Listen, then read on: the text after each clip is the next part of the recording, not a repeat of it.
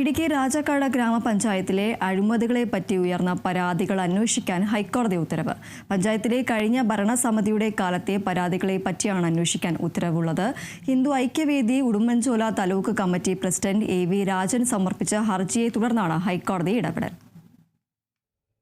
പഞ്ചായത്തിൽ നടന്നിട്ടുള്ള നിരവധി അഴിമതികളെപ്പറ്റി അന്വേഷിക്കണമെന്നാവശ്യപ്പെട്ട് ഐക്യവേദി പ്രസിഡന്റ് AV രാജൻ മാസങ്ങൾക്ക് മുമ്പ് വിജിലൻസിന് രേഖാമൂലം പരാതി നൽകിയിരുന്നു.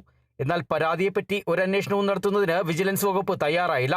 ഇതിനെ തുടർന്നാണ് AV രാജൻ നീതിക്ക് വേണ്ടി ഹൈക്കോടതിയെ സമീപിച്ചത്.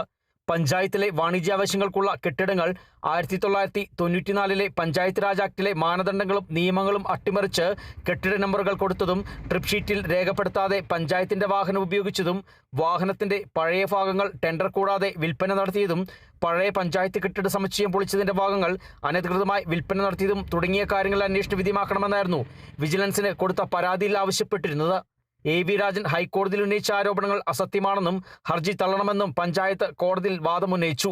എങ്കിലും അഴിമതിയുടെ ഒരു ഘടകവും സർക്കാർ വാദത്തിൽ ഉൾപ്പെട്ടിട്ടില്ലെന്നും ആയതിനാൽ തടസ്സവാദം പൂർണ്ണമായും അടിസ്ഥാനരഹിതമാണെന്നും കോടതി വിലയിരുത്തി. ഇതിന്റെ അടിസ്ഥാനത്തിലാണ് ഹൈക്കോടതി ജഡ്ജ് ബദറുദ്ദീൻ ആഭ്യന്തര വിജിലൻസ് അഡീഷണൽ ചീഫ് സെക്രട്ടറിയോട് അന്വേഷിച്ച് നടപടിയെടുക്കാൻ ഉത്തരവിട്ടത്. സംസ്ഥാന chief secretary, additional chief secretary, panchayat principal secretary, director vigilance and anti corruption, panchayat joint director, deputy director, Rajakkad panchayat തുടങ്ങിയവരായിരുന്നു എതിർകക്ഷികൾ. Kerala vision news, Idukki.